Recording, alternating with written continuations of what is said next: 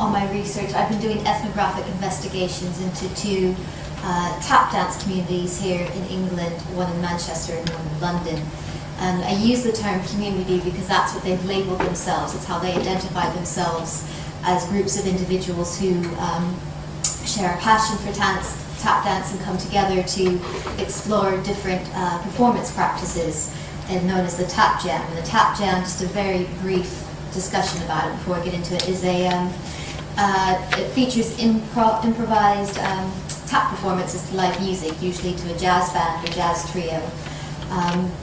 And while they originated in the United States, the practice of that has come over to England. And what we're looking at today in this paper is how the practice has come over, and they've borrowed different elements from it, but it has these intentions are coming about. The intentions of the tap jams are starting to shift as they cross the Atlantic.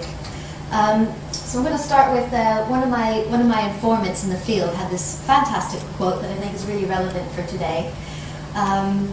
That's when he's talking about learning, as Mary was talking about, learning from another performer, another tap practitioner. And he was telling me how he learned the BS chorus from Heather Cornell, which is a Canadian practitioner who studied with Eddie Brown, who originated the BS chorus, who actually performed it with Bill Robinson in the copacetic. So it's quite a clear linear progression of the dance form. And just as a side note, BS chorus is BS is a colloquial and slightly rude term for the ease in which the step is mastered. So he was explaining to me that how he learned it from Heather Cornell, this Canadian tap practitioner, but he actually went to watch it back on the DVD, which featured Eddie Brown, who was the originator of the dance, and it was very different. And he's just summed it up really well. He said everybody's got a different tradition. They're all different. So tradition in tap dance is a bit of a loaded and convoluted term, because you're looking at the idea of practices, but they're all individual to the performer. Similar in hip-hop, where there might be a tradition of coming in and meeting and sharing practice, but what each individual does with that is really down to that performer. So within these tap jams, talk a little bit about how the dance form is learned. So tap dancing has evolved from, as Cheryl mentioned earlier, because she did a great job, various cultural influences from the early 19th and 20th centuries. Primarily is when we started seeing these tap jams or these exchanges come about, but depending on which historian you talk to, this tradition, this practice of sharing steps and sharing rhythms and ideas goes back for centuries among these different dance forms. So the dance form, tap dance, focuses on individual expression and ability, and it's passing, as Mary was talking about, from one performer to the next. Tap dance historian Constance Vallis-Hill has a really good description of how we learn tap dance. Is that unlike ballet, with its codification of formal technique, tap dance developed from people listening to and watching each other dance in the street, dance hall, or social club, where steps were shared, stolen, and reinvented. Technique, and she uses the word in quotes, is transmitted visually, orally, and corporally, and rhythmic exchange between dancers and musicians. The dynamic and synergistic process of copying the other to invent something new is the most important to the tap's development. So Hill is highlighting this idea of exchange between tap dancers and musicians, and she really lists the primary method for transmitting elements of the technique and how it's progressed and changed over the years. She maintains that tap dance didn't follow this framework of a formal dance study. It was very much passed on within the different groups, within different performance contexts. As she mentioned, the streets, the dance hall, backstage. So looking to tap jams. So one of the things is that gets transmitted a lot through the dance form is the individual steps and these idea of sharing a routine. This is an example of the London Tap Jam, And they're doing the Shim Sham Shimmy, which was created by Leonard Reed. That's one of the few cases of copyright I think we can argue in tap dance. And even that's debatable, depending on who you ask. And so the Shim Sham Shimmy is often done at the end of the tap jam towards the evening, and it's one of those dance forms, dance routines that apparently everybody, it's a tradition in the tap community. We all, you all know it, and you get up on stage and you could do it all together. And the example that I used before that Dan was telling me about the BS chorus, that might also be at the end of the tap jam as well. So observations in this Manchester community and the London community as well follow this this practice of sharing steps. And what happens when you learn something like the Shim Sham Shimmy, you're often taught maybe the history of the practitioner or how they constructed the routine. There might be some anecdotes about a particular performance when they did the routine. So you get this history along with the dance step. And there's a really fantastic example of this, this happened quite a bit in the Manchester community. And a little excerpt that I've got here. So Jess stopped us and explained the function of the BS chorus.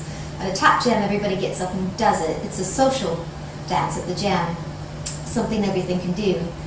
And this was taken from a tap class. She encouraged us to teach the BS chorus to other people and to share it. She reminded us that it came originally from Bill Robinson and it was developed and performed by the Copaesthetics. And if we continue to teach it to other people, it would be something that Bill would have liked. It was meant to be shared and it was meant to pass the steps on. That's what it's for. So by performing these steps at the tap jams, you're getting this little bit of history that comes along with the routine. And so what I'm really looking at today, what's interesting about, even though there's these traditions present that have come clearly from an American dance form, they're starting to change over here in England. So the early forms of the tap jam initiated, backstage and really came about from trading steps. So the performers would meet together, similar to how Mary was talking, they would come and teach each other steps. But this was a more informal exchange, so they would trade steps. I will show you one, you show me one, and it became a bit of a currency between performers. So the steps they improvised consisted of their own movements, as well as what they took from these other performers. So tap practitioner and historian Rusty Frank explains, this was just the business. Tap dancers emulated each other's steps, that is as much as they could, and then refashioned the steps to become their own. And there became this unspoken code among tap dancers, where you would never copy someone's step exactly. So that's where the difference kind of happens in hip-hop dance, whereas you're trying to master a move, in tap dance you're trying to master the move in your own interpretation.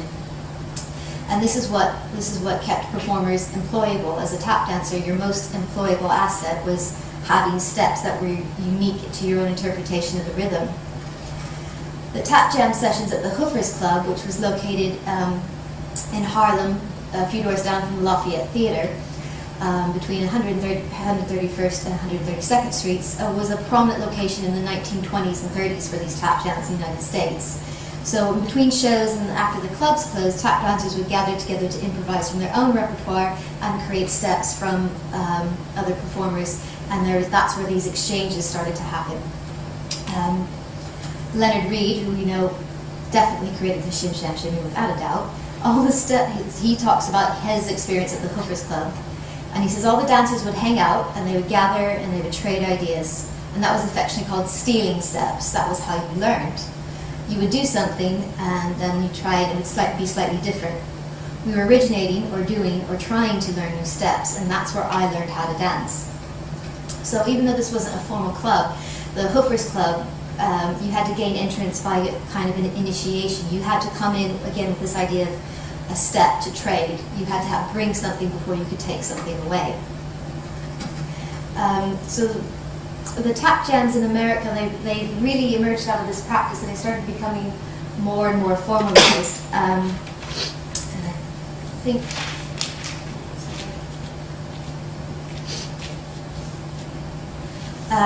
going back to the tap historian Hill again, she was saying that tap dancers take deepest into their hearts the revering of old souls. Perhaps as a cultural form more than a dance practice, tap eternally binds dancers into a family that always looks back as it moves ahead. One could even argue that, like the African talking drums, every rhythm that is tapped on stage sounds out of praise for its elders. Their ghosts are ever present, implicit in every step. So this was quite significant in that the American tap jams, and how Hill describes it as a cultural form, and she refers to it as it's a family structure. So within these tap jams, the role of teacher and student became quite layered and complicated. So the experienced tap dancers were valued for their life experience and their the advice they could give dancers about not only performing but just in general. And so young tap dancers would come to these tap jams in hopes of gaining a little bit more than just steps. They really, there's a few practitioners today, Heather Cornell, who I mentioned, Brenda Buffalino, they trained with American tap dancers, and they often refer to them as father figures. Heather Cornell would talk about learning with Eddie, and it was like hanging, she said, it's like tapping with my dad. There's this really strong connection that goes beyond just teacher and student. So the tap jams in England, they engage in a similar approach to the tap jam in the States. So there's the improvised performance, there's the live musicians, there's still this exchange present, and that's also similar to the young tap dancers at the Hoofers Club coming in and getting stories about the history of the dance form. That also exists in these tap jams as well. Sorry, I'm having issues with it. So these are actually two different photos. The one on the left, on the right here for you is actually, I know it's really dark, so that's my amateur photography skills at work. It's from the London Tap Jam, and that takes place at Ronnie Scott's Upstairs Bar in London. And it's a very informal event, and you can see that's actually Jimmy Slide at his tap jam that he used to run in New York City called Le Cave. So there's already this, there's the musicians are actually part of the performance, the tap dancer is on stage with the musician, and there's this venue for exchange set up straight away. Also at the tap jams, it's very dark, and I apologize for my photography skills. Similar to the Hoofers Club and the tap jams in the States, you can just barely see him holding the microphone there. That's Will Gaines. And he's actually an African-American tap dancer that moved to England in 1967. And he's been performing and working here. And he shows up at the jams in the role of kind of a mentor as well, and likes to tell stories while he taps and shares information about his time when he used to tour in Europe and the United Kingdom and the States, and share stories about what it was like to be a tap dancer and working with musicians at the time. So he becomes this kind of point of access for the tap dancers in the London community to really ask questions about the history of the dance form. And I'll go into a little bit more about why that's significant later. So even though the intention of these tap jams is clearly inspired by that informal performance structure from the United States, throughout the ethnographic investigations that I've conducted over the last few years, there's been some deviations that are coming up that are quite different, and how the dance form is being accessed as embodied history. So it goes. They're doing the similar practices of learning the steps and learning about the history, but there's the intention behind each is quite different. At tap jams in the UK, the individuals are there to develop, but they're in the welcoming speech at both the jams in Manchester and London. The host of the event emphasizes that the evening is for community members to perform. He often uses phrases like, "Tonight is for you to express yourself," with no reference to acknowledging the history or honoring past practitioners, as they do in New York City, which sometimes you'll go to a tap jam, and the tap dancers will actually dedicate the performance to a specific practitioner or to the mentor. They may share a story about working with that person and share it with the audience. For example, even though that we have, at tap jams in New York City, a lot of the tap dancers there are starting to come over to England as well. So you'll have guest performers. I mentioned Heather Cornell, and Roxanne Butterfly comes over from France and from Spain. And again, they were trained from these American tap dancers, and they're starting to become mentors as well to these London communities. But there's a difference. There's a clear difference in watching them perform at the tap jams in England than at the tap jams in New York. And we've got an observation from some field notes here, talking about how there's Lisa Latouche and Heather Cornell came over from Canada to perform in the London Tap Jam. And they started to perform the BS chorus by Eddie Brown. The trio launches into the first chorus. They stay together for most of the routine, but close to the end, with the heel drops and the riff sections, Lisa starts to flub some of the rhythms and becomes flustered. The trio finishes together, and Heather and Junior hug, and Lisa looks up to the ceiling and apologizes to Eddie. So there's deference to Eddie in her performance. She acknowledges that she didn't perform the routine to his standard, and that was an immediate reaction. I don't think she was even, I asked her afterwards, she wasn't aware she did it. She just immediately apologized to Eddie. Whereas Junior, who's a tap dancer here in London, just hugged the other performer because he completed the routine. There was no acknowledgement to, he'd just done something by another performer. There wasn't that deference there. And where this is starting to emerge is that Junior, and like other dancers in the London and the Manchester tap communities, initiated their tap training through organizations, these institutions such as the Imperial Society for Teachers of Dancing or the International Dance Teachers Association. And within these organizations, the steps are delivered in the context of an examination framework. The steps are selected from a syllabus, and it ensures progress to various levels of training. The students participate in examinations, they get graded, there's medal competitions, and it's very clear that they have to master certain steps before they can progress.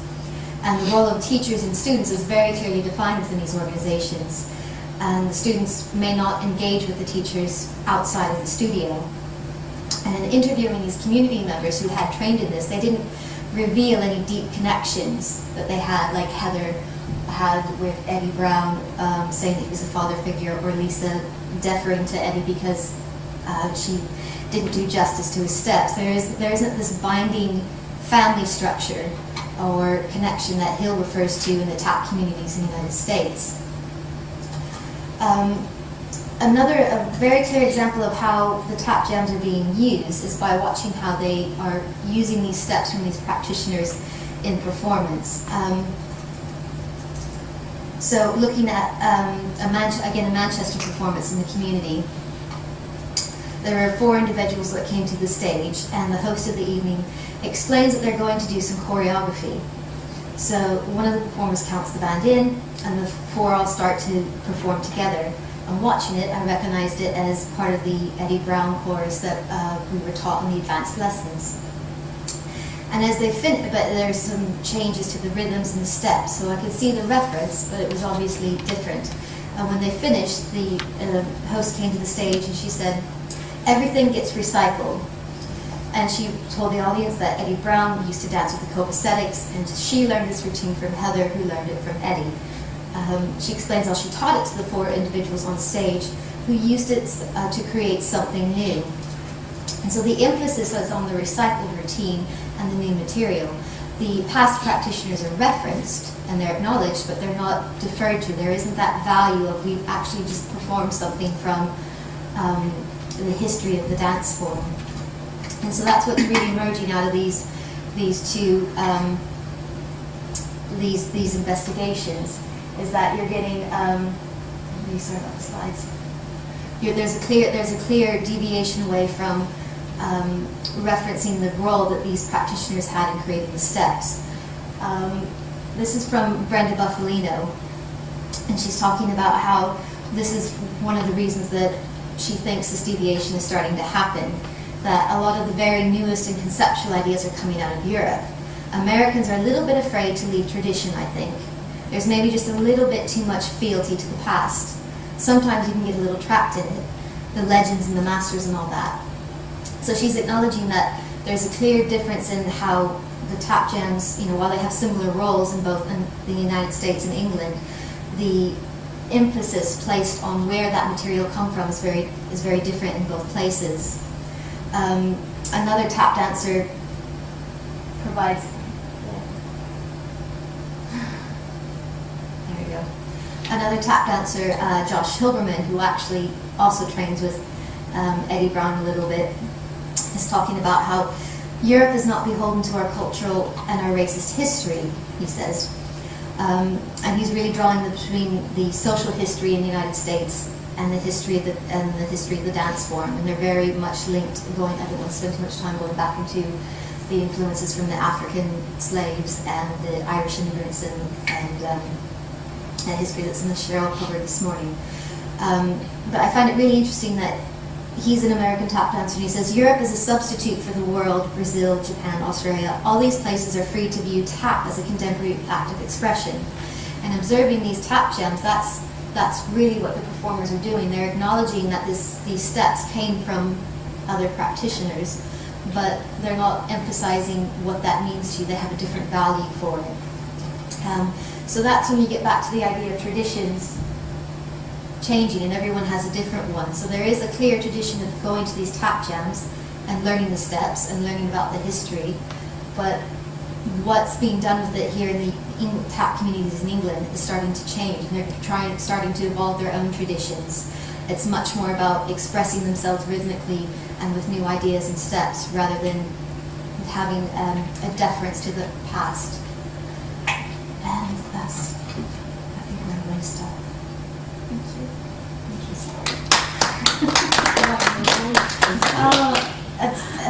That's where the paper ended. That's what was all it was saying. Questions or comments, please?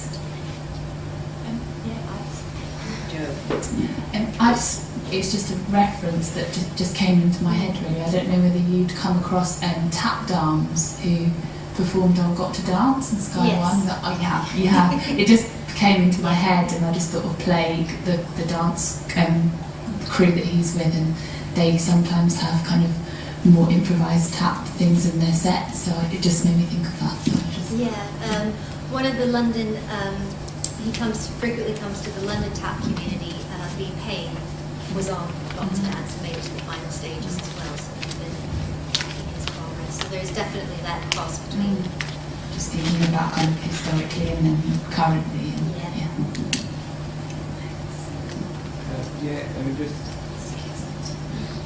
This is just it was really interesting. Just a question that may or may not feed into your research, just out of my own curiosity about the kind of history of tap. I found it fascinating about the steps getting used as currency, and it reminded me a little bit of the kind of early, even sort of pre-bebop jam sessions and trading licks and cutting contests, and I wondered, was there that sort of active competition as well?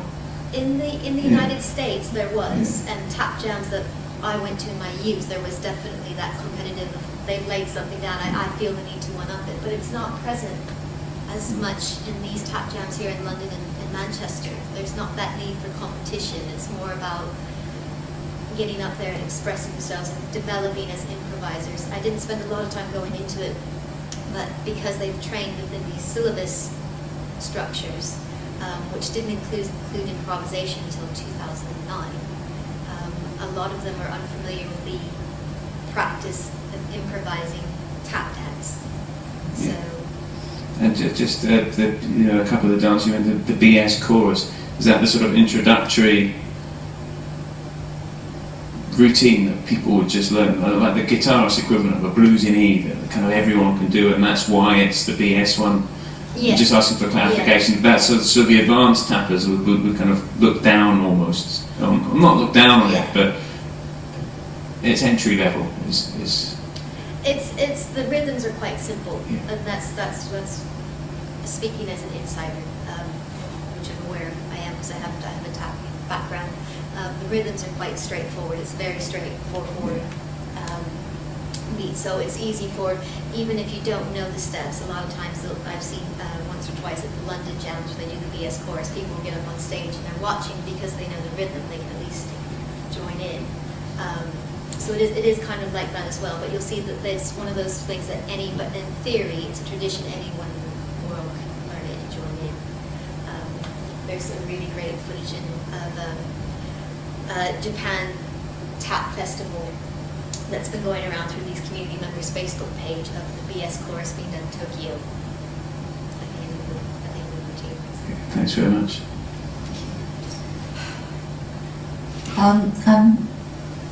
It isn't a question, it's sort of a series of thoughts. Yes. I'm particularly struck by the different notions of, well, cultural memory and tradition and the personal. And what's so important is this personal element, which, once you get into institutionalised forms, disappears very much. So you might explore sort of notions of history, embodied history, and notions of tradition as a communal inheritance, as it were, and also the personal. And what's so interesting is that, of course, you're dealing very much here with an individualised practice, but which nonetheless has its own rules and regulations. That reminded me a little bit of Irish step dancing,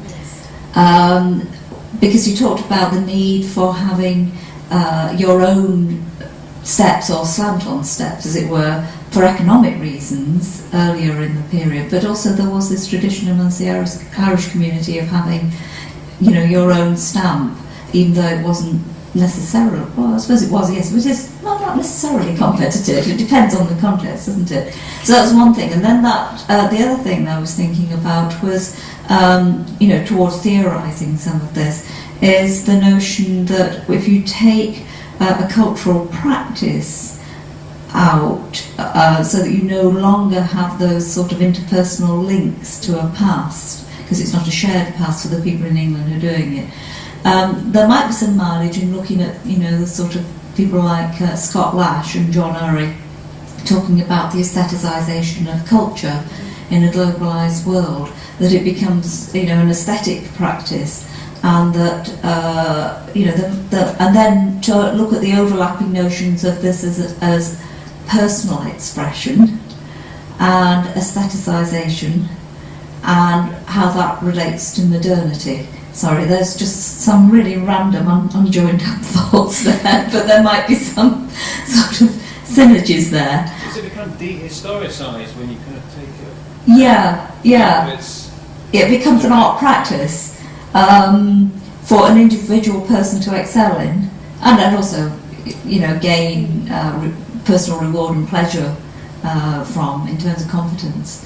And also, it just made me smile that the US is hooked up on tradition, when in the, you know, sort of earlier it was always the US moaning at Europe for being stuck in tradition. You know, because it's an African American tradition. It's a native tradition to the US. Yeah. It's the journey's the other way around. The journey's the other way around, which is quite fascinating. What's really interesting on that is, as an American doing an American dance form that hasn't been learned in the traditional sense of incorporating improvisation, is that this just came to me the other day, that I would struggle sometimes in the rhythm tap classes because it didn't feel natural, and I think that's what's missing for me, is that link. Because when I was taught steps, there is that personal, not just the personal history where they came from, but that cultural, that intention of that you need to learn this because, you know, it needs to be passed on, it has to go somewhere, it has to stay with something. So you felt a responsibility as a performer. And in these tap jams and in these rhythm tap classes here, it's here's something to work with and for you to personalize. And it took me a few years to figure out that's where that awkwardness for me was coming from, is that I'm stuck in the past. in a sense. Yeah. That's really interesting, and as I say, I think if we go to notions of history, Yes. to, you know, sort of theorise this a bit more, and I don't know, maybe have a look at notions of that aestheticisation and methodology as well. I think. I mean, kind of. I keep bringing it back to things that I'm familiar with, but what you spoke about there kind of reminded me a bit of classically trained musicians who then struggle to jam. Yes, yeah. And obviously you're coming the other way around from, you know, you've got that fluidity, and then you're in this kind of graded, a little bit. I noticed that the other way around, and they've got all the knowledge in the world, but it's just, Berliner did a really interesting, similar ethnographic study on jazz musicians and going to jam sessions in Chicago. And his work is probably the closest I've been able to kind of find as far as methodology and a model for what's happening with these individuals who come out of conservatories, as you say, and then struggle to find that, and the value that these musicians are finding in the jam sessions as an education environment rather than a historical site, as the Americans do. So that's his work is one I've been really relying heavily on. Thank you. Just one further, if I may, turning into it. Sorry, but I'm just sort of curious about, we have all these different dance forms, and some dance forms history is really, really important, and then there are other dance forms where it really doesn't matter at all. What you carry on, and I just wondered whether there's anything to do with this sense of things feeling threatened, or a community being threatened, so that history becomes more important and essential to pass on. And the reason I thought about that was because tap wasn't that danger point, wasn't it, during the 50s, 60s, and then in the 70s people started to realise they were losing. We had all the master dancers then coming forwards, and I just wondered whether that practice of emphasising the history and teaching was already there in the early 1900s. Was it already a feature similar to what we saw in the capoeira? That you have to remember this because this is the only way we're going to keep our identity and our sense of the past as such. Yeah, so I definitely think that's something that's come up with tap dance. And if you think about how they learned then as well, there wasn't a lot of the African Americans based and the Irish immigrants. They didn't have access to schools, so that was where that repository was. Is that they were trying to keep that identity going and keep the knowledge going, but they didn't have any place to do it other than within each other. So I think yes, and I'm going to keep looking into that, and I'm wondering if that is something that might happen, a few decades over here, after they've gotten their own these evolving traditions, and what happens with that. And am I going to say back in the day I used to tap dance with Junior Lanyon back in London and pass that information on to my students? I don't know. Well, thank you very much indeed. It's developing nicely.